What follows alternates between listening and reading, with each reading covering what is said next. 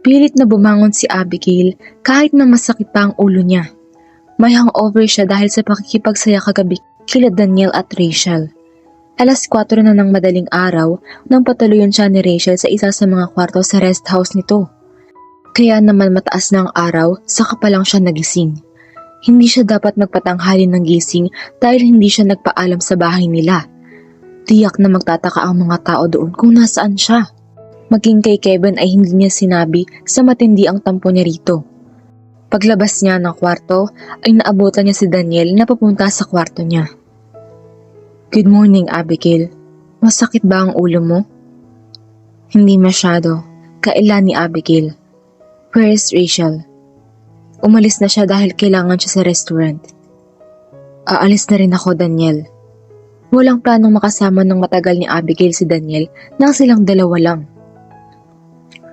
Kumain ka muna, Abigail. Pigil nito sa kanya. Nagluto si Rachel para sa atin. Ibinili niya sa akin na samahan kita dito. Thank you, Daniel. Sabi niya at tahimik na dumulog sa breakfast table. Pagbibigyan niya ito dahil ayaw niyang sumama ang loob nito. Nagkaroon na ng lamat ang pagkakaibigan nila mula nung ma-engage sila ni Kevin. Ayaw niyang tuluyan itong masira dahil iilan lang ito sa mabubuting kaibigan niya. Nangangalahati na siya sa pagkain nang marinig niya ang ugo ng sasakyan sa labas. Bumilis ang pintig ng puso niya dahil alam niyang kay Kevin yun. Tatayo na sana siya para salubungin ito nang pigilan siya ni Daniel. Ako nang sasalubong, sabi ni Daniel at tinungo ang pinto. Pinigil niyang sarili na tunguhin ang pinto nang marinig ang boses ni Kevin. Nandito si Abigail, sabi ni Rachel. Formal na sabi ni Kevin kay Daniel. Ang lakas naman ng loob mo, Rosales. Matapos mo siyang paghintayin ng matagal, kinalimutan mo ang birthday niya? Basta ka nalang babalik at sasabihin mong susunduin mo siya? Hindi siya sasama sa'yo. Napasugod si Abigail kay Daniel. Wala siyang sinabi na hindi siya sasama kay Kevin kung sakaling susunduin siya nito. Gusto ko lang makausap si Abigail. Malumanay na sabi ni Kevin. He looked ruffled and tired, as if he had a long night. She wanted to come to him and comfort him. Mukhang malaki ang problemang kinaharap nito nang nagdaang gabi. Pero tuwing maiisip niya na tungkol yun sa trabaho, muling nananariwa ang sama ng loob niya. Ayaw ka nga niyang kausapin. Kontra agad ni Daniel. Wait, Daniel, can you leave us for a while? I want to talk to Kevin alone. Saad ni Abigail na parang nagmamakausap ang kanyang mga mata. Makakausap mo siya pero dito lang ako sa tabi mo. Sabi ni Daniel at humalukip-kip. Desidido itong magbantay sa kanya. I want to apologize for not coming last night, Abigail. Paumanhin ni Kevin kay Abigail. Alam ko naman kung gaano ka-importante ang trabaho mo, Kevin. After all, birthday ko lang naman ang na-miss mo. Naghintay lang naman ako sa iyo ng ilang oras. Sarkastikong sabi ni Abigail at hindi napigilang ibulalas ang sama ng loob. I'm sorry. Anang ni Kevin at napayuko. Nagkaroon ng aksidente sa site ng bagong resort na itatayo ko. Nasunog ang barracks ng ilang mga tauhan ko. I have to go there right away. May nasaktan ba sa mga tauhan mo? Are they okay? Bulalas ni Abigail. Yeah, pero nahirapan kami dahil gabi nangyari ang aksidente. Mabuti na lang at wala sila sa kritikal na kondisyon. Bakit hindi mo agad sinabi sa akin, Kevin? Ani ang may himig ng paninisi. Hindi sana siya nagalit dito agad. Maiintindihan niya naman ito. Lalo tuwing na guilty si Abigail. Walang signal doon. Kita mo naman, nakatawag ako sa'yo pero sandali lang. Akala ko makakahabol pa rin ako. I don't want to spoil your birthday. But you did. Sabat ni Daniel sa usapan nila. Pinagmukha mong tanga si Abigail, Kevin. At ipinamukha mo sa kanya na importante pa ang ibang tao kaysa sa kanya. Dahil kung mahal mo talaga si Abigail, walang mas importante kundi ang birthday niya. Ano ngayon kung may ibang nadisgrasyang ibang tao? Pwede namang mga tauhan mo ang umusikaso sa kanila. Hindi mo na kailangan pang pumunta doon. Stop it, Daniel. Saway ni Abigail kay Daniel. Lalo tuloy siyang nakadama ng guilt. Habang puro pagkamuhi sa trabaho ni Kevin ang naramdaman niya, pilit naman itong sinusuportahan ng mga tauhan na nakikipaglaban kay kamatayan. Totoo naman Depensa ni Daniel. Kaya hindi kanya masisisi kung mas pinili mo akong makasama sa birthday mo kaysa sa kanya. Tama ka, Daniel. Hindi ko masisisi si Abigail. Pagsang-ayon na tugon ni Kevin. Inimbitahan lang namin ni Rachel si Daniel ng Inimbitahan lang namin ni Rachel si Daniel nang hindi ka makakarating. Saad ni Abigail. Ayaw kasi niyang isipin ni Kevin na niloloko niya siya. Naging malungkot ang mga mata ni Kevin. Hindi niya alam kung bakit. Noon lang ito nagpakita ng emosyon. Gusto ko sanang i-celebrate natin ng birthday mo kahit na late na. Akala ko kasi maintindihan mo ang nangyari. But I guess I am too late. Inilagay ni Kevin ang kamay niya sa isang asul na parihabang kahon. That is my birthday gift. Dapat kagabi ko ito ibibigay sa'yo pero hindi ako nakarating. I hope you accept it. Be happy, Abigail. Happy birthday. May kahinaang usal ni Kevin subalit punong-puno ng emosyon. Natulala si Abigail nang hintalan siya ni Kevin ng halik sa noo at bumalik na sa sasakyan nito. Hindi nakagalaw si Abigail hanggang sa nakaalis na ang sasakyan ni Kevin. Gusto sanang sabihin ni Abigail kay Kevin na pinapatawad na niya ito. Gusto niyang mag-sorry sa mga kasalanan niya. Akala niya isasama siya nito paalis. Pero bakit basta na lang siya nitong iniwan? Istorbo. Maangas na to ngayon ni Daniel. Ituloy na natin ang agahan, Abigail. Wala na ang asungot. Walang kibo niyang binuksan ng kahon at tumambad sa kanyang isang kwintas na may pendant na lapis lazuli. It was made just the way she liked it. Ipinagawa yun ni Kevin mismo para sa kanya, para pasahin siya sa birthday niya. Pero walang silbi ang kaligayahang yun dahil wala na si Kevin. Isinara ni Abigail ang kahon. I have to go, Daniel. Why are you leaving? Hindi pa tayo tapos mag-breakfast. Tanong ni Daniel at mahigpit na pinigilan ang kamay niya. Kailangan kong habulin si Kevin. Ako nang pinili mo kaya ka nga hindi sumama sa kanya, hindi ba? Bakit mo pa siya pupuntahan? Pinili? I never choose you, Daniel. But you stayed with me. Nito sa nanginginig na boses. Hindi makapaniwalang narinig niya itong muli. I appreciate your concern. Lalo na nang i-celebrate mo ang birthday ko kasama ko. But I want to make things clear. I love Kevin. Galit ka sa kanya kagabi, Abigail, hindi ba? Kagabi yun, Daniel. Narinig mo lang ang palusot niya. Naniwala ka naman. Can't you see? You don't mean a thing to him. Mariin siyang napapikit dahil hanggang ngayon ay ganun pa rin ang pakiramdam niya. Despite of the surprises and the efforts, Kevin doesn't love her. Nothing has changed, Daniel. I still love Kevin and he will always be my friend. At kahit anong mangyari, si Kevin pa rin ang pipiliin ko. Sige, habulin mo siya. Tignan natin kung tatanggapin ka pa niya. Nakangisi nitong sabi. I'm sure na inisip niyang may relasyon na tayong dalawa. Hindi ka na niya pakakasalan. Sisirain mo lang ang karir niya. Sa akin ka rin babagsak, Abigail. Kahit ano pang sabihin mo, Daniel, hindi pa rin kita mamahalin. Mariin niyang sabi at iniwan ito.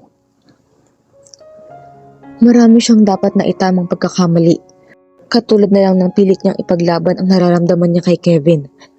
Ano man ang isipin ni Kevin sa kanya, hindi na niya itatago pa ang pagmamahal dito. Handa siyang patawarin ito. Sana lang ay mapatawad siya nito. Gusto nang wasakin ni Abigail ang cellphone sa sobrang inis. Napo-frustrate na siya dahil ayaw siyang kausapin ni Kevin. Kanina pa niya ito tinatawagan sa opisina at sa cellphone nito, pero ayaw nitong tanggapin ang tawag niya. She felt more threatened than ever. Mas malala pa sa hindi nito pagpunta sa birthday date nila. Naniwala ba si Kevin na may relasyon sila ni Daniel? Akala ba niya ay hindi hahayaan ni Kevin na mapunta siya sa ibang lalaki? Bakit wala itong ginagawang hakbang para gawin yun? Ayaw niya mapunta kay Daniel. Pero paano niya ipapaliwanag ang totoo kung ayaw siya nitong kausapin? Kapag hindi siya nakatiis, Susugurin niya ito sa opisina nito. Iharap mo sa akin ang amo mo. Napatayo sa kinauupuan si Abigail nang marinig ang boses ng mama ni Kevin. Kapag ito ang dumarating, malaking problema ang ibig sabihin. Ma'am, ayaw po niyang magpaabala. Sabi ng dalagitang kawaksi na si Matilda, pero sa pakiwari niya ay namumutla na ito sa takot. Pinandilatan ito ng mata ng mama ni Kevin. Hindi mo ba ako kilala? Anak ko ang nagpapasweldo sa'yo. Sa amin ang lupaing ito. Pwede kitang sisantihin ora mismo. Kaya ilabas mo ng amo mo. Minabuti niyang sumaklolo bago pa mapaiyak si Matilda. Good morning, ma'am. Magalang niyang bati rito. Napapatda siya nang basa na lang siya nitong sampalin. Ingrata! Ang lakas ng loob mo na lakuhin ng anak ko. Hindi ko po niloko si Kevin. Tanggin niya. Hindi niya ipinakitang nasaktan siya. In a way, she deserved the slap. Pero hindi sa dahilang sinabi nito. Akala mo ba hindi ko alam? Maraming nakakita na kasama mong Daniel na yun. Masayang masaya raw kayong dalawa. Sinabi na nga ba't hindi ka mapagkakatiwalaan? Kaya ayoko sa'yo. I'm sure matagal mo nang niloloko ang anak ko. Pera lang ang habol mo sa kanya. Hindi po ninyo alam ang totoong nangyari. Kasama namin ni Daniel si Rachel. Ayaw kasi nilang mag-celebrate ako ng birthday ng mag-isa. At sa palagay may maniniwala ako sa palusot mo? Kalat na kalat sa buong bayan ng kalandian mo. Kinaladkad mo sa kahihiyan ng anak ko. Ang kapal talaga ng mukha mo. Gusto niyang depensahan ang sarili sa mama ni Kevin, pero hindi niya alam kung anong klaseng paliwanag pa ang dapat niyang gawin. Kung sasabihin niyang mahal niya si Kevin, hindi ito maniniwala. Walang maniniwala sa kanya. Ma, that's enough. Pigil ni Kevin dito at hinila ito palayo sa kanya. Napako si Abigail sa kinatatayuan. Tumating si Kevin para depensahan siya. Akala kasi niya ay habang buhay itong iiwas sa kanya. Hindi siguro siya nito matiis. Ipagtatanggol mo pang babaeng yan? Gusto kong hiwalayan mo siya. Mariing utos ni Corazon. Simula pa lang, alam ko nang manlaloko ang malditang yan. Kami ang bahalang mag-usap, ma. Mariing sabi ni Kevin. Remember this, Kevin. I will never accept the trump. Sisirain niya lang lahat ng pangarap natin. Huwag mong hayaang mangyari yun. Marco, pakihatid si mama sa bahay. Tawag ni Kevin sa family driver nila. Tayo na po, ma'am. Magalang na sabi ni Marco. Subalit hindi pa rin siya tinantanan ng mama ni Kevin bago umalis. Magsisisi ka sa panghihiya mo sa pamilya namin, Abigail. Maghihirap ka at wala kang ihaharap sa iba. Doon ka bagay dahil wala kang kwenta. Ganoon na ba kalaki ang naging pagkakamali ni Abigail? Siguro nga, kung hindi sana siya nagrebelde agad, kung inintindi lang niya si Kevin, hindi sana magagalit sa kanya ang mama nito. Hindi sila pagtatampulan ng chismis at hindi rin sila magkakasira ni Kevin. Sinaktan ka ba niya? Tanong agad ni Kevin at hinaplos ang pisngi ni Abigail. Pasensya na sa ginawa ni mama. Hindi ko alam na susugurin ka niya rito. Tiyak na kung ano-anong chismis na naman ang nasagap niya sa mga amiga niya. Malungkot nang ngumiti si Abigail. I can't blame her, Kevin. She just wanted to protect you. Pero wala pa rin siyang karapatan na saktan ka.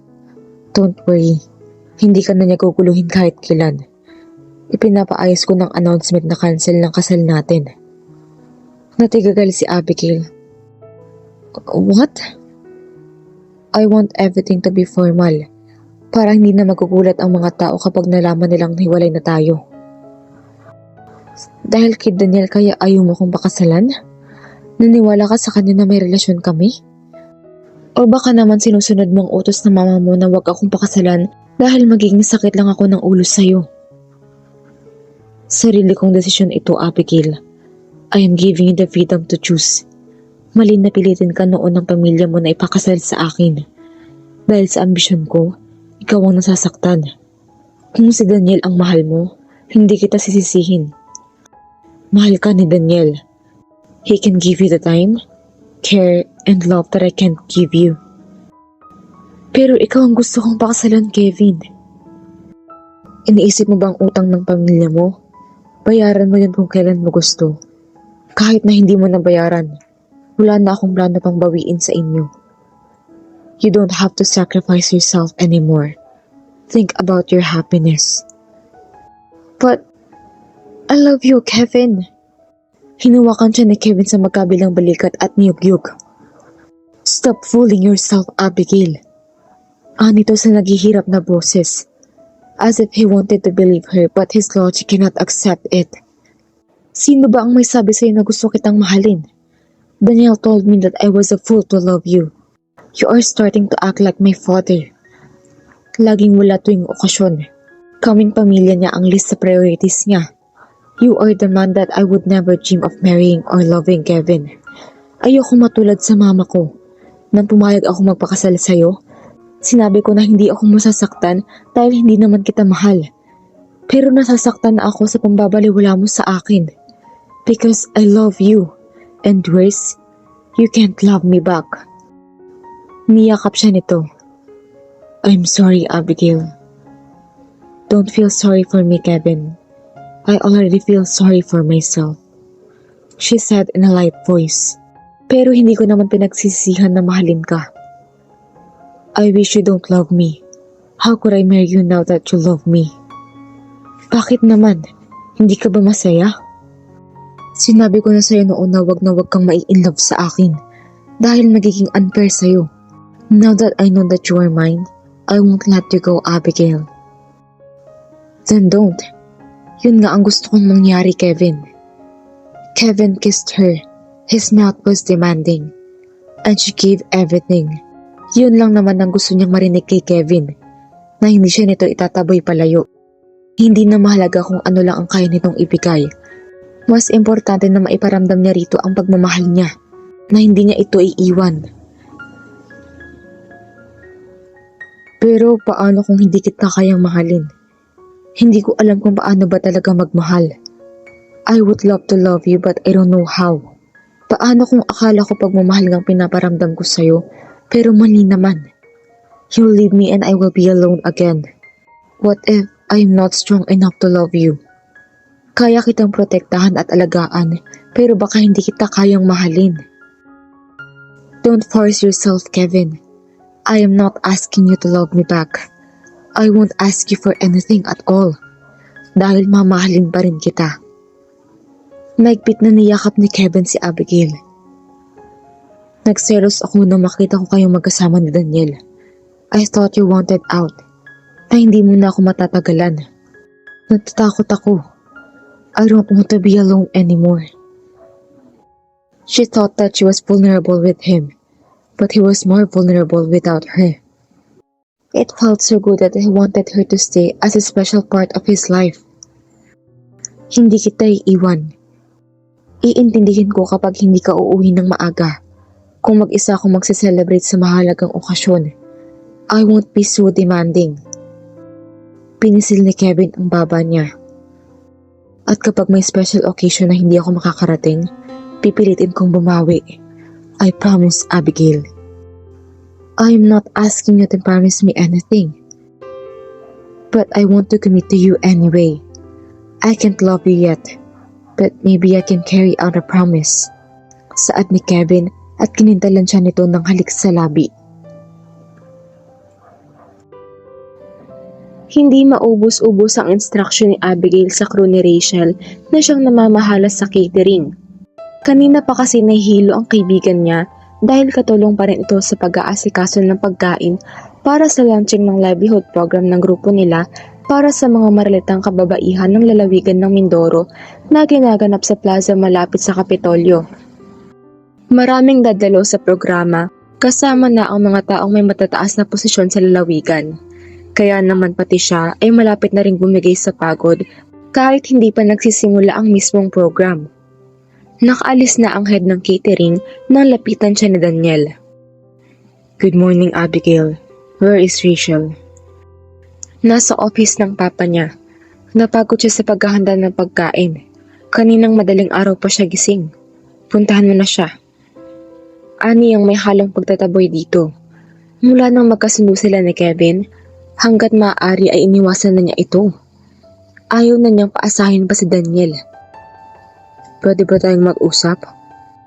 Busy ako ngayon. Sa ibang araw na lang tayo mag-usap ha. Bumalik ka na pala kay Kevin. You are pathetic, Abigail. Napalinga siyang bigla sa paligid. Mabuti at walang mga tao doon, kundi ay magsisimula na naman ang chismis. Kaya nga ayaw na niya itong kausapin pa. I appreciate your concern, but this is my life. Kaunting tampuhan lang naman ang nangyari sa amin ni Kevin. Nagpapasalamat ako na naroon ka sa tabi ko bilang kaibigan.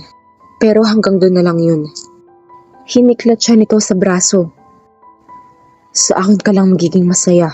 Kailan mo ba marirealize na ako ang dapat mong minahal? Naghihinakit nitong tanong. Hindi niya alam kung paano sasagutin ang tanong nito. Dahil kahit kailan, hindi naman niya magawang diktahan ang puso niya. Kumawala siya sa pagkakahawak nito. Get a life, Daniel.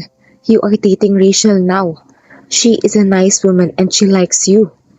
Maging masaya ka sa kanya. Pareho silang natigilan nang biglang pumasok sa Rachel sa kwarto. Oh, Daniel, anong ginagawa mo rito? Automatikong ngumiti si Abigail para hindi maramdaman ng kaibigan niya ang tensyon sa pagitan nila ng binata. Dinadalaw ka niya, Rachel. Sagot agad niya.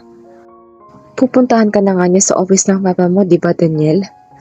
Tumango si Daniel at inalalayan itong umupo sa upuan. Oo. Bakit bumangon ka agad, Rachel? Dapat nagpapahinga ka na. Gusto ko lang i-check kung okay ng lahat dito. Kinarot ni Rachel si Daniel sa braso. At ikaw, malapit na magsimula ang program. Bumalik ka na sa plaza.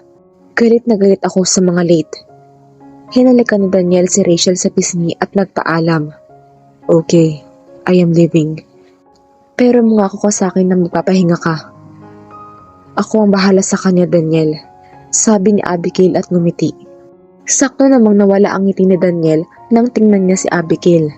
She was startled when she saw hatred in his eyes. Ibig bang sabihin ay walang katotohanan ang paglalambing nito kay Rachel? Abigail, masarap bang ma-in love? Tanong ni Rachel sa kanya nang makaalis na si Daniel. Mukhang wala nang masakit dito. Parang nagdahilan lang at gumaling agad na makita si Daniel. Oo naman. Excited niyang sabi. Are you in love with Daniel? Namumula nitong iniwas ang tingin. Obvious ba? Bagay kayong dalawa. And I know that you can make him happy. Sana lang ay ma-realize yun ni Daniel at kalimutan na niya siya.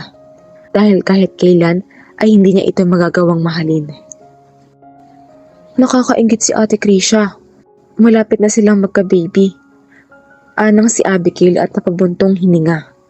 Nakasandal siya sa pine tree kung saan tanaw ang mga rice terraces na malapit sa villa nila Krisha.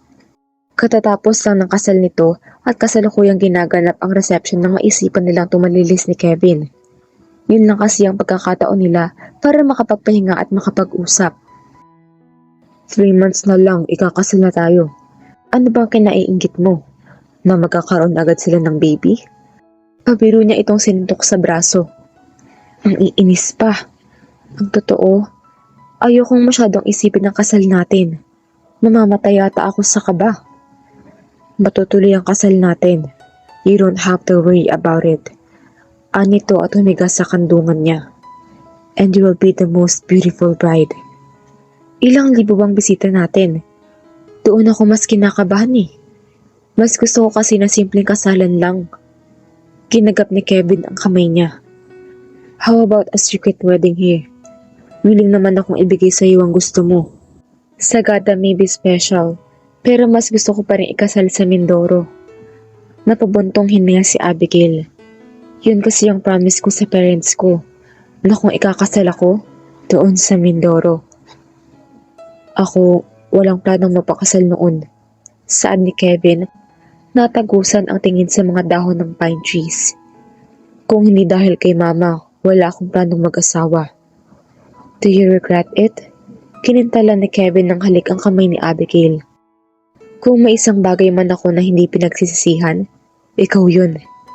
I am thankful that I have you in my life, Abigail. Me too, Kevin. Oh, bakit malungkot ka pa rin? Do you wish that your parents would be in our wedding? Na silang maghahatid sa'yo sa altar? No. I just feel sorry for my parents. Namatay si Mami nang hindi natutupad ang pangarap niya. Pangarap naming dalawa. We want my father to do the biggest gesture. That he would tell my mother that he would quit. Natigilan si Abigail sa pagsasalita nang mapansin itong nakatitig si Kevin sa kanya. Oh, bakit ganun ka makatingin sa akin? Do you want me to quit politics? Bakit mo naman naitanong yan? Tanong niya. Yun ang pangarap mo, di ba? Sinabi mo na ayaw mo magkaroon ng asawang politiko dahil ayaw mo matulad sa mami mo. Pagkaksyang tumawa. I already gave it up when I loved you. I could see that you were not a bad person, Kevin. Kahit na ano pa ang interes ng mama mo sa pagpasok sa politika. Kahit na ano pa ang kapritsyo niya, iba pa rin ang nasa puso mo. You want to help people, at nakita ko yun, and I will always support you. Do you have any wishes before you marry me? Malungkot nang ngumiti si Abigail at tumingin sa malayo. I just want you to love me. Pero ayaw niyang sabihin yun dahil mukhang imposible. Ayaw niyang isipin ni Kevin na pinipressure niya ito. Kaya sa halip ang kaso ng daddy niya ang kanyang nabanggit. Gusto kong masolve ang kaso ni daddy. Mas matatahimik ang loob ko kung mabibigyan ng katarungan ang pagkamatay niya. Natabunan na kasi ng ibang issue ang pagkamatay niya. At natigil ang pag-follow up sa kaso mula nang mamatay si Lolo. Bumangon si Kevin mula sa pagkakahiga niya sa kandungan ni Abigail. Susubukan kong makatulong. Just promise me one thing. Hahayaan mong ako ang umayos doon at hindi ka makikialam. Okay. Niyakap niya ito. Thank you, Kevin. Akmang hahalikan niya ito nang biglang nag-ring ang cellphone ni Abigail. Sumimangot si Abigail habang nakangiti lang si Kevin. Dati kasi ay madalas walang tumawag sa kanya kapag magkasama sila. Sige na, sagutin mo na. Hindi ako magagalit sa'yo. Saad ni Kevin. Hello. Ani ang hindi maitago ang inis nang sagutin ang tawag. Abigail, Rachel here. Yes, Rachel. May problema ba? Nag-resign si Tito Armando. Si Daniel na ang mayor ng Mindoro City. Gulat ang mga mata ni Abigail at napatingin kay Kevin. Tito, ano po ang nangyari? Tanong ni Abigail nang dalawin nila ni Kevin si Armando. Hindi naging madali para sa kanila na kausapin ito dahil hindi ito tumatanggap ng bisita. Pero nang malaman nitong sila ang dumating, ay hinarap agad sila nito at pinapasok sa library. Kasalukuyan kong tinututukan ng kaso ng mga drug syndicate. Gusto kong ipagpatuloy ang naiwang programa ng daddy mo. Galit na galit ang daddy niya sa mga drug dealers. Mahigpit ang kampanya nito laban sa droga noon at marami na ring pushers ang naipakulong nito. Bakit po kayo nag-quit? Tanong ni Abigail.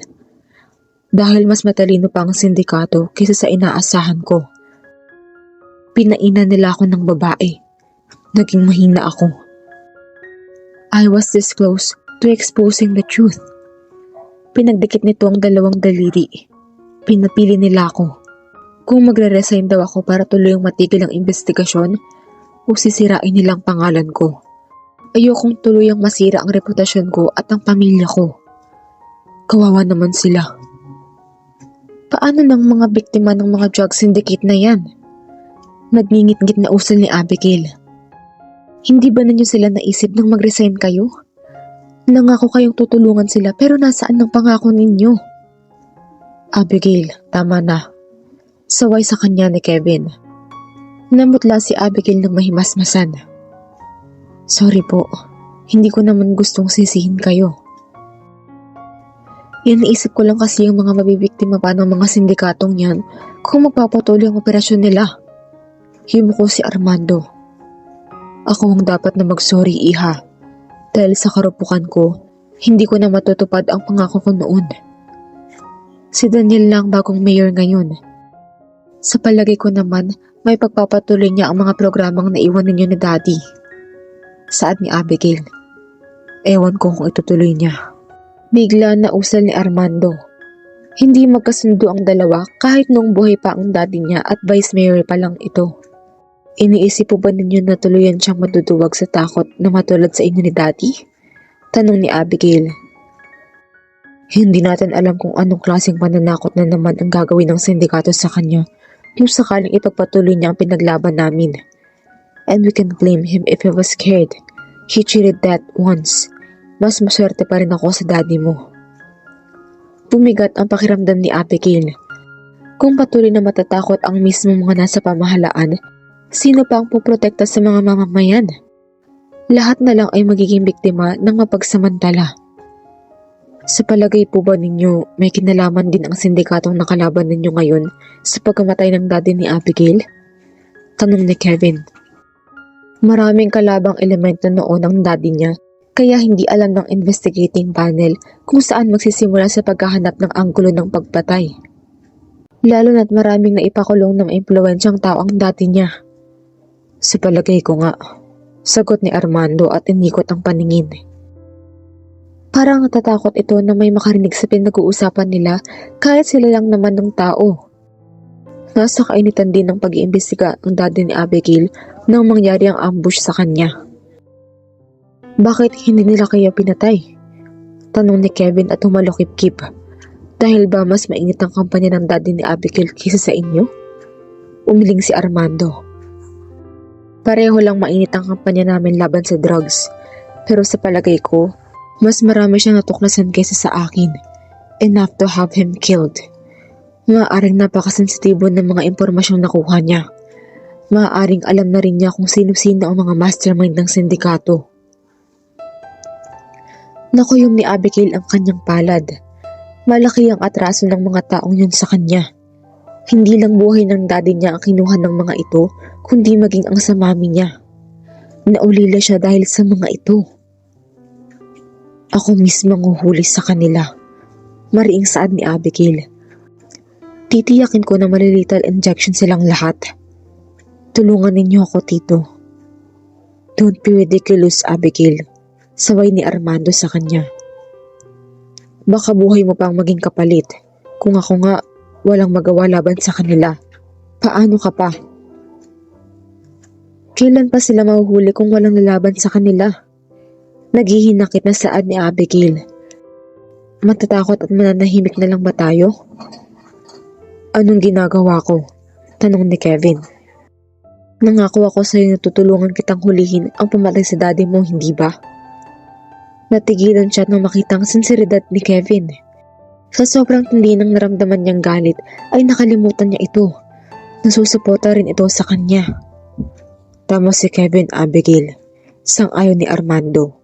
Kailangan mo lang maghintay ng kaunti. Dahil kung itadaan mo sa init ng ulo ang lahat, walang mangyayari sa'yo. Mapapahamak ka lang. Hintayin mo na makasal kayo ni Kevin at maging congressman na siya. Mas madali na lang masasolve ang problema. Bahagyamang labag sa loob ni Abigail ang mga ito pero pumayag rin siya. Pero hindi siya maaaring manahimik sa isang tabi. Dapat ay magawin siya bilang isang anak. I am surprised. I am glad that your fiancé allowed you to visit me considering that you've been avoiding me like a plague these past few days. Masidong salubong ni Daniel kay Abigail nang puntahan niya ito sa office nito. You are the new town mayor. I hope you won't mind if I pay a visit. And besides, I still consider you as my friend. But you don't usually visit me. Sabi nito matapos utusan ang sekretarya na ikuha ito ng kape. At tiyak na magagalit ang boyfriend mo kapag nalaman niya na nandito ka sa opisina ko. Kevin won't mind. Malaki ang tiwala niya sa akin. Kampanteng sabi ni Abigail. Alam ni Kevin na hindi niya ito ipagpapalit, lalo na kay Daniel. What is the purpose of your visit? This is both a friendly visit and a business. Not totally business. Bilang anak ng dating mayor at ikaw bilang bagong mayor, gusto kong humingi ng tulong sa pagkamatay ng daddy ko. The police are doing their job. Nahihirapan nga lang silang humanap ng suspect. Ganun naman talaga ang mga kaso, hindi ba? Saad ni Daniel na parang walang anuman ang kaso tungkol sa daddy ni Abigail. Bilang bagong mayor, naniniwala ako na mas mapapadali ang pag-solve sa kaso kung ikaw mismo ang tututok. Bakit sa akin ka humihingi ng tulong? Anong ginagawa ng boyfriend mo? He is running for Congress.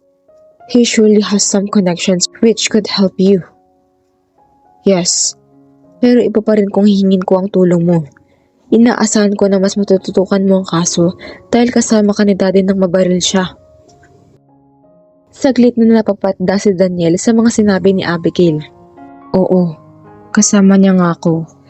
Pero kahit ako, hindi ko na makilala ang mga bumaril sa akin. Masyadong mabilis ang mga pangyayari, kaya hindi ganun kadaling isolve ang kaso. Wala ka bang makukuhang lead? Pare-pareho lang kayo ng kalaban ng daddy. Bilang bagong mayor, tiyak na makakaengkwentro mo rin sila. Mabuti nang ayusin mo ng problema bago pa sila may bagong mabiktima. Bigyan mo ng katarungan ang ginawa nila sa inyo ni daddy. Ngayon ka dapat maging matapang. Susubukan kong tulungan ka. Pangako ni Daniel. Nangako ako sa puntod ng daddy mo na pipilitin kong ayusin ang kaso niya. Gumaan ang pakiramdam ni Abigail. Akala niya kasi ay tatanggihan siya nito dahil sa hindi nila pagkakasundo. Inaasahan ko yan, Daniel. Kinamayan niya ito. Congrats nga pala, Daniel. Sana maging magkaibigan pa rin tayong dalawa. Kinalimutan ko nang nangyari dati, kaya sana kalimutan mo na rin. Nangingiting kinamot ni Abigail ang kanyang ulo. Bumalik na naman ang Daniel na dati niyang kaibigan. Tinapik ni Abigail ang balikat ni Daniel. She was glad that he was finally over her. Bagay kayong dalawa ni Rachel. Kung minsan, lumabas naman tayong apat. Kasama si Kevin? Bulalas ni Daniel. Hindi ka naman siguro galit sa kanya. And Kevin is a nice guy. Sa tingin ko, magkakasundo kayong dalawa, lalo na't politics ang pag-uusapan. Natutuwa si Abigail dahil maayos ng muli ang relasyon nilang magkaibigan. Bukod pa sa dumadami ang kakampi niya para lutasin ang pagkamatay ng daddy niya. Kaunting panahon na lang ang dapat niyang hintayin. Abigail, nagpunta ka raw sa opisina ni Daniel kaninang hapon. Saad ni Kevin habang nagdi-dinner sila sa resort nito. Oo, dinalaw ko siya. Aniya at ipinagpatuloy ang pagkain. Huwag mong sabihin na pinasundan mo na naman ako sa mga tauhan mo. Napag-usapan nating dalawa na ayokong may mga asungot. Hindi ko na kailangan ng bodyguards para sundan ka. Maraming nakakita sa'yo nang pumasok ka sa opisina niya. Pinagmasdan niyang mabuti ang walang ekspresyon nitong muka. Huwag mong sabihin nagsiselos ka kay Daniel. Tanong ni Abigail kay Kevin. May dapat ba akong pagsilusan? Ganting tanong nito. Wala. I went to him as a friend. I congratulated him for being the new city mayor. Humingi na rin ako ng tulong sa kanya para sa pagkamatay ni Daddy. Sa palagay ko may maitutulong siya dahil kasama siya sa mga casualties na ma-ambush si Daddy noon. Sana sinabi mo sa akin na pupunta ka para nasamahan kita. Dalawa tayong hingi ng tulong sa kanya? Natatawang saad ni Abigail. Hindi ko ma-imagine na gagawin mo yun, Kevin. No, gusto ko lang bantayan ng mga kilos niya. Dahil baka may gawin na naman siyang hindi maganda sa'yo. Katulad na kung paano niya inasyam dati na siyang pinili mo at ayaw mo na sa akin. Pinisil ni Abigail ang kamay ni Kevin. So, lumabas din ang totoo. Nagsiselos ka nga. Napapuntong hininga si Kevin. Hindi mo maiaalis sa akin na mag-alala. Isa pa, delikado na para sa'yo na basta-basta makialam sa kaso ng daddy mo. Hindi ba napag-usapan na natin tong dalawa? Kung may gagawa ng plano, ako ang bahala sa lahat. Pwede namang ako mismo makipag-coordinate kay Daniel. Kevin, don't make a big deal out of it. Hiningi ko lang ang tulong ni Daniel. Hindi ako hands-on sa kaso.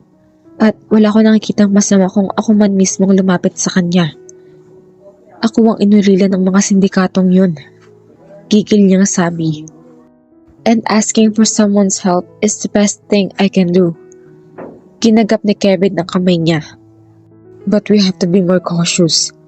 Hindi natin alam kung sinong totoong kalaban ng daddy mo. We don't know. Baka nasa paligid lang pala siya at humahanap ng pagkakataon para patuloy na makalamang. Sa tingin ko, hindi nila magagawa yon. You are here to protect me. Saad ni Abigail at hinalikan si Kevin sa pisngi. And I promise to be more careful. I don't want to lose you, Abigail. She roped her arms around him and kissed him fervently. Para lang tiyakin niya rito na hindi siya mawawala. She could feel his fears. Ganoon din ang takot na nararamdaman niya. Gusto rin niya ng assurance na hindi ito mawawala sa kanya gaya ng pagkawala ng dati niya. Baka tulad ng mama niya ay hindi niya makaya. Ipangako mo sa akin na hindi ka nalalapit kay Daniel kahit kailan. Her mind said no but her lips said yes. Hindi na mahalaga kung ano pang sagot niya. All she could feel at the moment was Kevin and his kisses. Ilang oras nang nakatunganga si Abigail sa kwarto niya habang hawak ang cellphone at sa tabi naman ang telepono. Kanina pa niya hinihintay ang tawag ni Kevin sa kanya. Sa ganoong ayos ay naabutan siya ni Berna. Abigail, gusto mo ba manood ng sine? Yayain ito sa kanya. Medyo boring akong kasama di tulad ng ate Krisha mo. Pero pwede kong intindihin ang mga weird na palabas sa sinihan ngayon. Puro klase kasi ang gusto nitong pelikula. Lumabas sila sa Manila para i-follow up ang details ng kasal nila. Isang linggo sila doon. Kaninang umaga ay nakipagkita na siya sa wedding coordinator. Sinabi ng assistant ni Kevin na may meeting ito kaya hindi niya ito pinuntahan sa opisina. Hindi pa muna tita. Hinihintay ko pa po ang tawag ni Kevin. Baka may iba po siyang plano. Lagi niyang hinihintay na tumawag sa kanya si Kevin. Ayaw niyang abalahin ito sa trabaho. Hayain mo na rin siyang manood ng sine kapag tumawag siya. Para makumbinsi ko na rin ang tito Harold mo. Para rin si Kevin yun, busy sa trabaho. Sobrang busy sa trabaho. Na hindi na kami nakakapag-date mula nung umuwi kami dito sa Pilipinas. Paglabas ni Berna sa kwarto niya ay nag-ring ang cellphone niya. Dali-dali niya yung sinagot. Hello, Kevin? Excited niyang sagot. She didn't even bother to check the caller. Abigail, Rachel here. Kailan pa ako naging si Kevin? Rachel? Ani ang hindi maitago ang dismaya sa boses. Sus, namiss mo siguro si Kevin mo. Tudyo nito sa kanya. Bakit ka napatawag? Saad ni Abigail. Lalo lang niya itong namimiss dahil hindi sila magkausap man lang. Nangungumusta? Namimiss ko na kasing makipagkwentuhan sa'yo. Kung bakit kasi hindi ka isinama ni Kevin dito sa Mindoro. Nandyan siya? Bulalas ni Abigail at tumayo sa sobrang pagkabigla. Oo, dito mismo sa bahay. Sabi nga niya ay tawagan daw kita dahil baka nahuhumsi ka daw sa Manila. Mahinang tumawa si Rachel. Seryosong-seryoso nga si Kevin ang dumating. Dumiretso agad siya sa library. Tapos nagdatingan pa ang ibang matataas na officials. Kanina pa sila nagkukulong sa library. Importante nga siguro ang pinag-uusapan nila kaya hindi siya nakatawag sa akin. Malungkot niyang usal. Tatawag din yun kapag tapos na silang mag-meeting. Ako pa mismo mangungulit sa kanya para tawagan ka. Lumipas ng isang oras, ngunit wala pa rin siya natatanggap na tawag mula kay Kevin. Hindi na siya nakatiis at siya na mismo tumawag dito. Hello, Kevin? Are you busy? Tanong ni Abigail. Very busy. May kahinaan nitong sabi. I am in the middle of an important meeting right now, Abigail. Where are you? Mahabang sandali itong hindi nagsalita. Parang pinag-iisipan pa kung aamin sa kanya o hindi. At the governor's house in Mindoro. Bakit di mo sinabi sa akin na pupunta ka? Mataas ang boses niyang tanong. Na hindi mo man lang ako sinama. Biglaan ito, Abigail. Kaninang umaga lang ako na-inform. Then, you should have told me. Akala ko kanina nasa opisina ka lang. Kung pumunta pala ako dun, bumungmukha lang akong tanga dahil sa kabilang dulo ka na pala ng Pilipinas. I'm sorry. Hinging pa umanhin ni Kevin. Sasabihin ko rin sa'yo, masyado lang busy ngayon kaya hindi kita natawagan agad. Babalik ka ba bukas? Not yet. Marami pa akong aasikasuhin dito. Susunod ako sa'yo dyan. Mariing sabi ni Abigail. No, Abigail. You should stay there. Nagsalubong ang kilay ni Abigail. Bakit ayaw mo kong sumunod dyan? Are you hiding something? Nothing. Mabilis sa tanggi ni Kevin. May appointment ka pa sa Couturier tomorrow para sa fitting ng gown mo. You shouldn't miss it. Importante yun. Saad ni Kevin. And you are going to miss it. Okay lang. Mas gusto kong makita kung suot mo ang gown sa mismong kasal natin. After the meeting, I will call you right away. I miss you, Kevin. Malambing ang sabi rito. Yun lang naman ang dahilan kung bakit mababaliw siya nang malamang umalis ito nang hindi siya kasama. I miss you too, Abigail. Pagbalik ko, magde-date tayong dalawa. Nagtatakbo agad siya sa kwarto ni Berna. Tita, dress up. We'll watch a movie. Hindi masyadong nag-enjoy si Abigail sa pinanood nilang pelikula ni Tita Berna. Kahit pa si Jim Carrey ang bida. Tumawa lang siya ng tumawa pero hanggang doon lang yun. Maya't maya kasi ay nakikiramdam siya kung natawag si Kevin. Nang tawagan niya ito sa cellphone ay naka-off yun. Senyorita, may tawag po kayo sa phone. Daniel daw po. Anang may nasumalubong sa kanila pag uwi niya kasama si Berna at Harold. Sa kwarto ko na sasagutin. Nadismaya siya dahil si Kevin ang inaasahan niyang tatawag sa kanya at hindi ito. Hello, Daniel? Pwede ka ba pumunta sa rest house ko bukas ng tanghali? Bukas?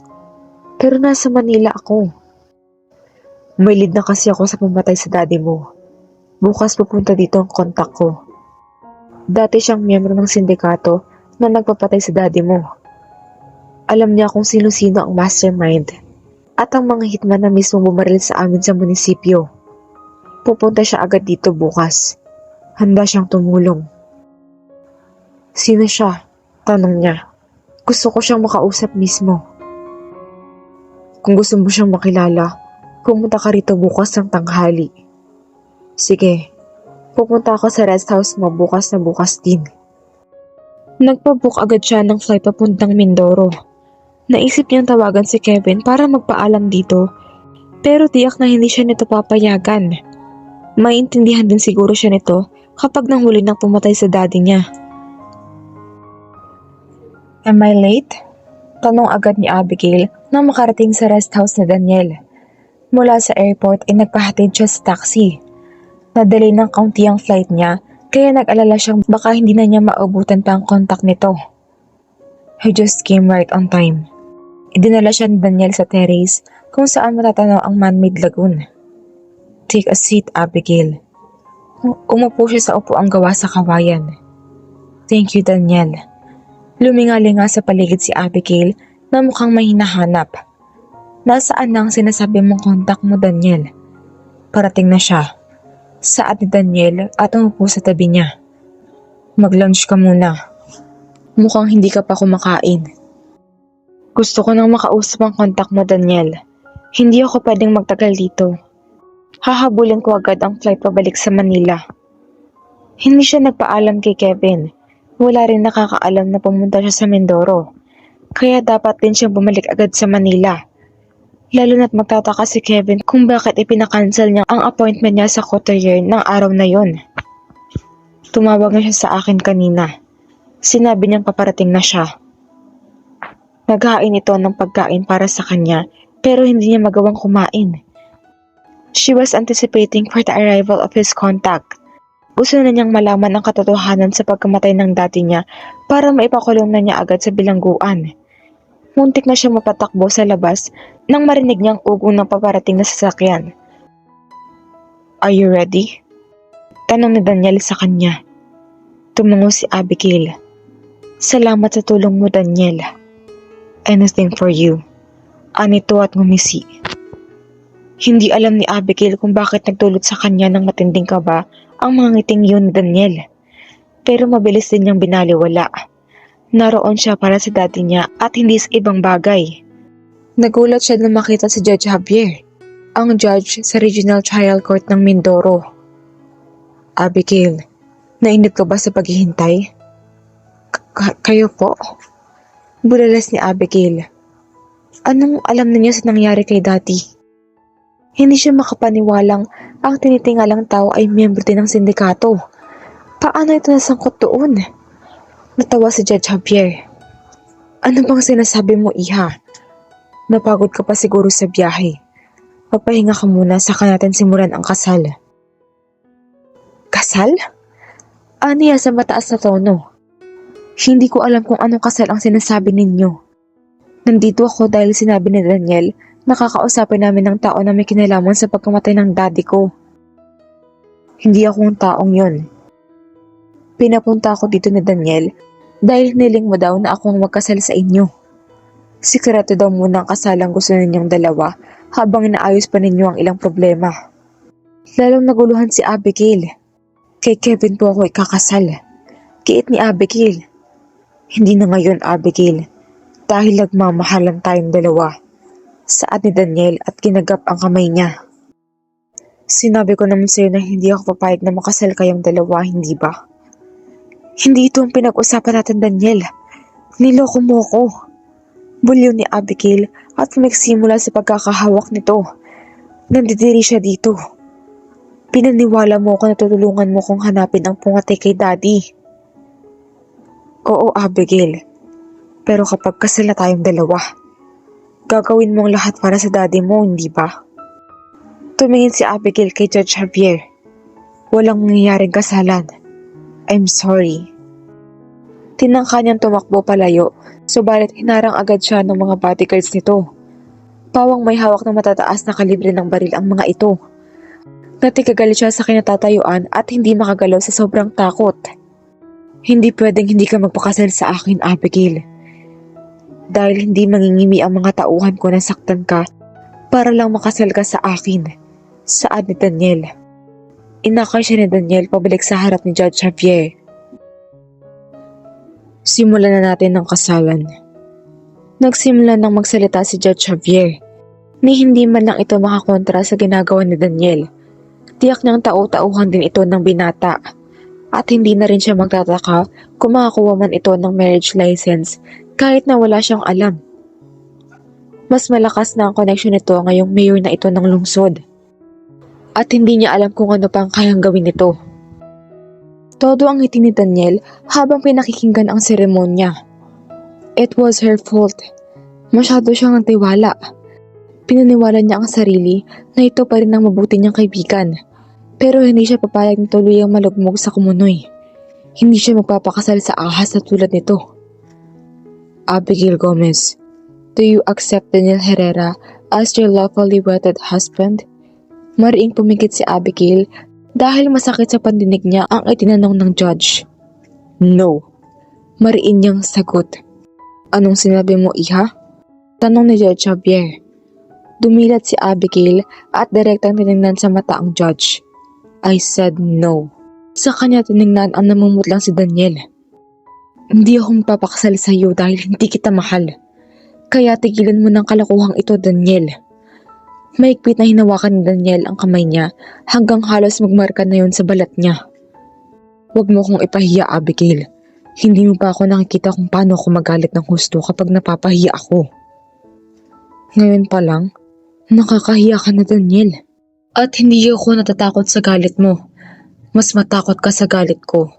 Dahil kahit kailan, hindi magiging legal ang kasalang ito kung matatawag mong kasalan. I was deceived and forced. At sino naman ang titestigo laban sa akin, Abigail? Wala. Binuka nito ang kamay. Lahat ng taong nandito ang papatunay na kung saan nagpakasal sa akin. Saad ni Daniel na para bang nahihibang na. Hindi pa rin ako magpapakasal sa'yo. Mariing wika ni Abigail. Napapatda siya nang bigla nitong itutok ang baril sa sentido niya. Sige, subukan mo pang humindi sa akin. Tutuluyan na kita. Banta ni Daniel sa kanya. Sige na George, ulitin ninyo ang tanong. Napalanok siya. She had never faced that this close, pero tinatagan niya ang loob. Abigail Gomez, do you accept Daniel Herrera as your lawfully wedded? No. Walang gato na sabi ni Abigail. Hindi ako nagbibiro, Abigail. Nanggagalaiting sabi ni Daniel sa pagitan ng ngipin. Hindi ako mangingiming patayin ka. Mas gugustuhin ko pang mamatay kaysa makasama ka. Mahal kita. Pero kung hindi ka magiging akin, hindi ako papayag na pakinabangan ka pa ng iba. Lalo na ng mayabang na Kevin na yun. Saad ni Daniel. Bumilis ang pintig ng puso ni Abigail. Hinihintay na lang niya ang pagputok ng gatilyo ng baril. Subalit sa halip na pagkalabit ng gatilyo, ay sigawan ang narinig niya. Walang kikilos. Ibaba ninyo ang mga baril ninyo.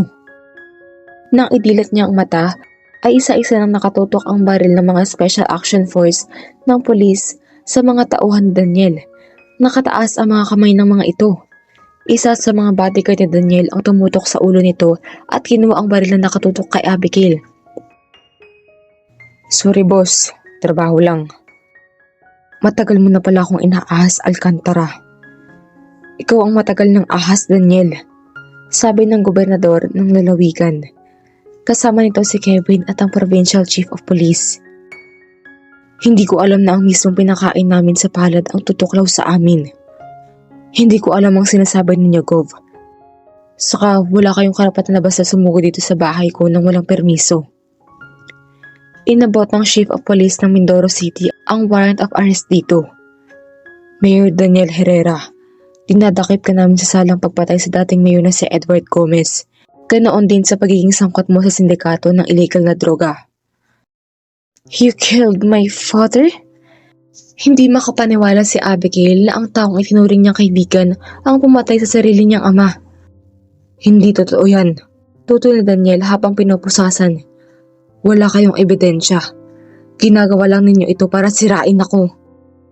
Tumayo si Kevin sa tabi ni Daniel. Marami kaming ebidensya laban sa'yo. Concrete evidences enough to rot you in jail, Daniel. Napakanta na namin ang mga kasabwat mo. Nahuli na namin sila. You can't do this to me. Bulyo ni Daniel. Nainggit lang kayo sa akin dahil malawak ang kapangyarihan ko. Natatakot kayo na mapapagsak ko kayo at ako ang kukuha ng posisyon mo. Dalhin niyo siya sa presinto. Maring utos ng gobernador. Ayoko ng whitewash sa investigasyon. And no special treatment. Nagpatuloy ang pagtungayo ni Daniel. Pumapalag ito mula sa pagkakahawak ng mga pulis. Huwag kang maniwala sa kanya, Abigail. Inosente ako. Sa akin ka maniwala. Sinampal siya ni Abigail dahil rinding-rindi na siya sa kasisigaw nito. Yun lang ang magagawa niya matapos natutukan siya ng baril para makasal sila at dahil sa pagpatay nito sa daddy niya. Bakit mo nagawa yun kay Daddy, Daniel?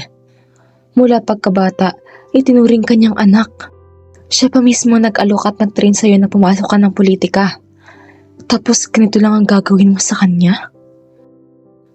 Anak? Hindi anak ang turing niya sa akin. Alam mo bang ayaw niya sa akin para sa'yo?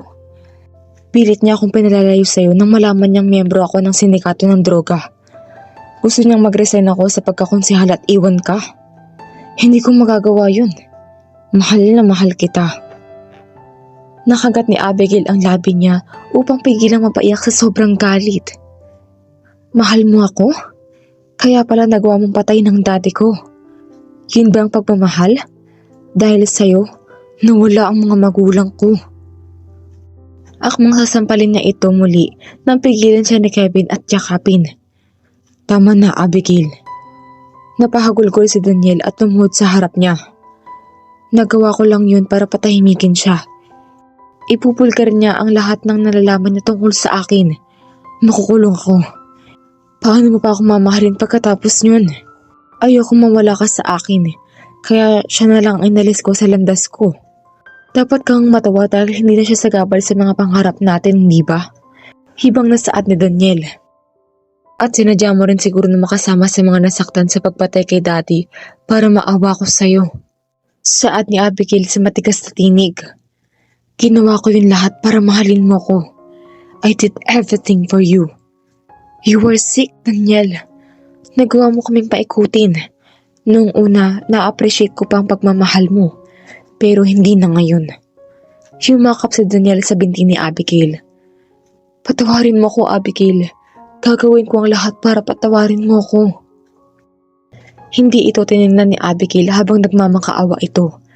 Pakiramdam ni Abigail ay manhid ng puso niya ng mga oras na yon. Hindi ko alam kung kaya pa kitang patawarin, Daniel. Una, pinatay mo ang ama ko. Pangalawa, pinilit mo akong gawin ang bagay na ayaw ko. Ang ilayo ko sa lalaking mahal ko. At hindi ko mapapatawad ang pagsira mo sa buhay ng maraming tao. You can't repay that damage anymore. Mapapatawad lang siguro kita kapag naibalik mo na ang lahat ng sinira mo, Daniel. Pero mukhang malabo ng lahat ng yun. Saad ni Abigail at inatasan niya ang mga polis na takpin na ng tuluyan itong si Daniel. Abigail, are you okay? Untag ni Kevin sa kanya hanggang makarating sila sa resort. Hindi kasi siya kumikibo mula nang umalis sila sa rest house ni Daniel. Okay lang ako. Ani yata lang humigpit ang yakap dito. Bakit kanina ka pa nakadikit sa akin? Ni ayaw mong humiwalay sa akin. Saad ni Kevin at inalalayan siya umupo sa divan na nasa terrace. Natatakot ako na mawala ka na naman. She just had a traumatic experience. Nobody could blame her. Muntik na siyang maipakasal sa lalaking hindi niya mahal. At nalaman din niya na ito palang pumatay sa daddy niya. Pinisil nito ang pisngi niya. Sino bang matigas ang ulo na nakipagkita pa rin kay Daniel? Saad ni Kevin. Tinaasan siya ng kilay ni Abigail. Sino bang nauna sa atin? Balik na tanong ni Abigail kay Kevin. Ikaw. Sinabihan na kitang wag lalapit sa kanya pero hindi ka sumunod. Sinabihan na kitang wag aalis sa Manila pero lumayas ka pa rin. You just put yourself in danger, Abigail. Kaya kahit kailan talaga matigas ang ulo mo. Kumala siya sa pagkakayakap dito at sinuntok ito sa braso. Ibig sabihin, matagal mo nang alaman tungkol kay Daniel pero hindi mo sinabi sa akin. Hindi maiwasang maghinanakit ni Abigail. Bakit kailangan ilihim ni Kevin sa kanya ang ganoong kaimportanteng bagay? Muntik na tuloy siyang mapahamak. He was under investigation when I asked you to stay away from him. May hinala na kami noon na siya ang membro ng sindikato. Mataas ang pangarap niya. Lalo na nang siya na ang umupong mayor nang mag-resign si Mayor Armando dahil sa pambablackmail. Sino pa ba ang makikinabang kundi siya? Dapat sinabi mo sa akin.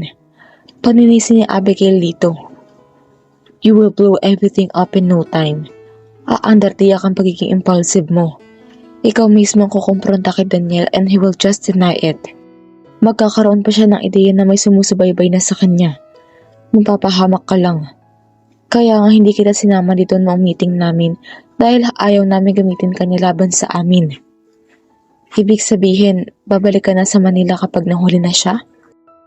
No wonder that Kevin has been too busy these days.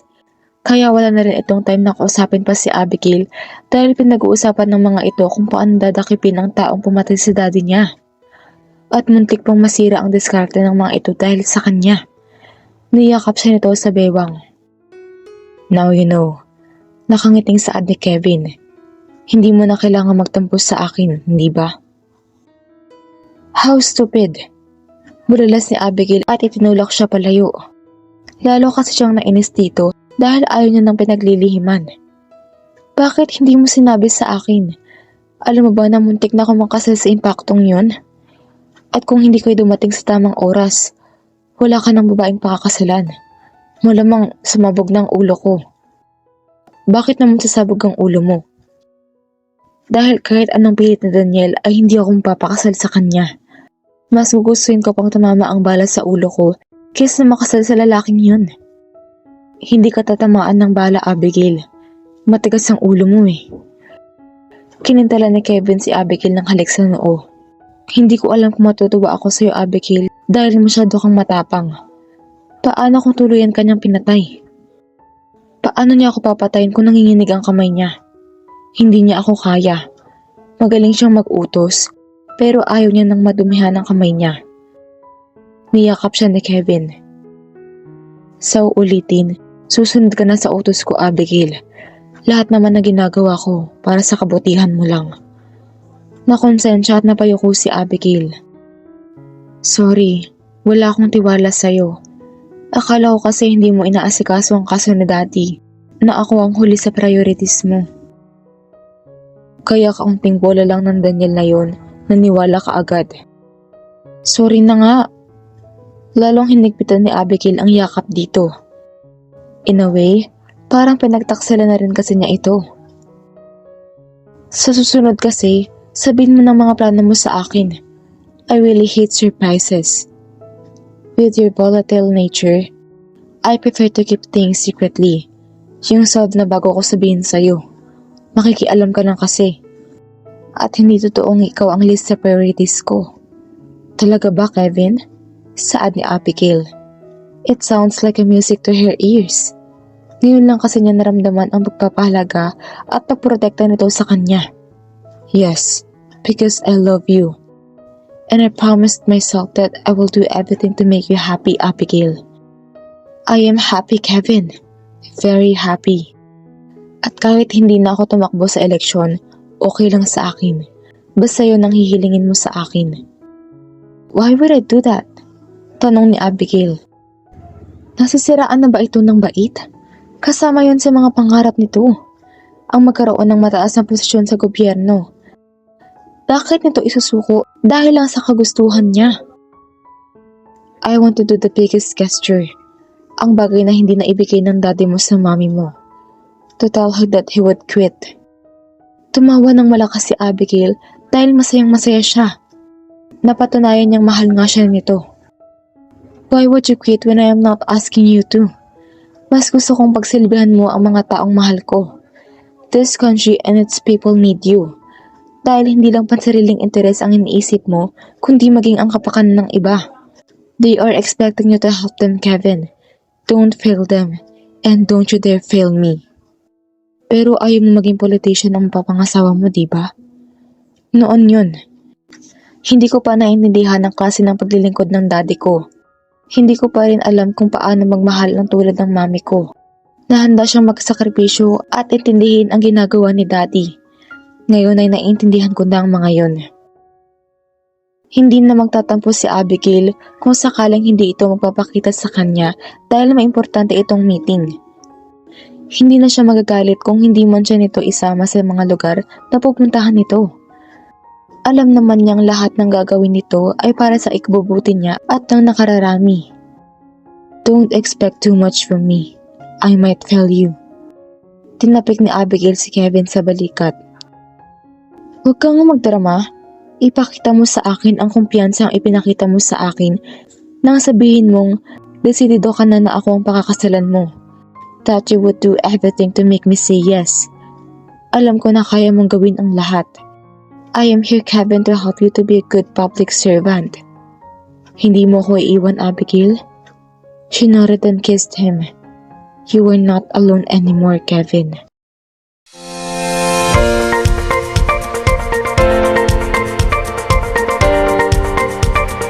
Please like, subscribe, notify,